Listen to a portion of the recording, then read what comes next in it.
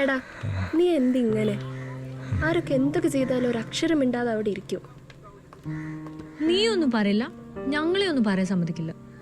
വെറുതെ എന്തിനാണ് ഒരു പ്രശ്നം ഉണ്ടാക്കാൻ പോകുന്നത്? ഈ കോളേജിൽ എൻ്റെ അടുത്ത് ഇപ്പോൾ ആകെ സംസാരിക്കുന്നത് നിങ്ങൾ രണ്ടുപേരും മാത്രമാണ്. അതിനെല്ലാവരും നിങ്ങൾ നന്നായിട്ട് വെറുപ്പിക്കുന്നുണ്ടല്ലോ. അതുകൊണ്ട് ഒരു പ്രശ്നത്തിനും പോകണ്ട, ഞാൻ അങ്ങ് സഹിച്ചോളാം.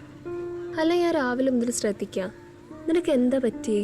നീയും മേഘയും തമ്മിൽ എന്തെങ്കിലും പ്രശ്നം ഉണ്ടായോ? അമൃതയുടെ ആ ചോദ്യത്തിനുള്ള ഉത്തരം ശ്രാവണിന് നൽകാൻ സാധിക്കുമായിരുന്നില്ല. കാരണം മേഘയ്ക്കും തനിക്കുമിടയിൽ നടന്നത് എന്താണെന്ന് മറ്റുള്ളവരറിഞ്ഞാൽ അത് തന്നെക്കാൾ മേഘയുടെ ജീവിതത്തിനാണ് ദോഷം ചെയ്യുക എന്ന് ശ്രാവണന് നന്നായി അറിയാമായിരുന്നു. താൻ കാരണം മേഘയ്ക്ക് ഒന്നും സംഭവിക്കരുതെന്ന് ശ്രാവണന് നിർബന്ധമുണ്ടായിരുന്നു. എന്താണ് ശ്രാവൺ മനസ്സിൽ ഒളിപ്പിച്ചു വെച്ചിരിക്കുന്ന ആ ഒരു രഹസ്യം?